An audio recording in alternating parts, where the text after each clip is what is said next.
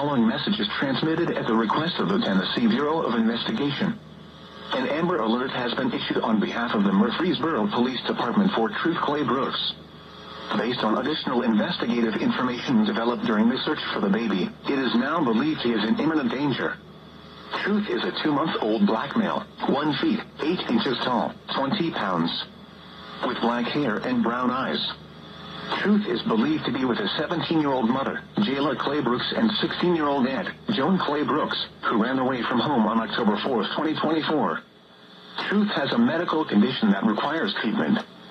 If you have seen Truth or have information about his whereabouts, please contact the Murfreesboro Police Department at 615-893-1311 or TBI at 1-800-TBI-FNOFD.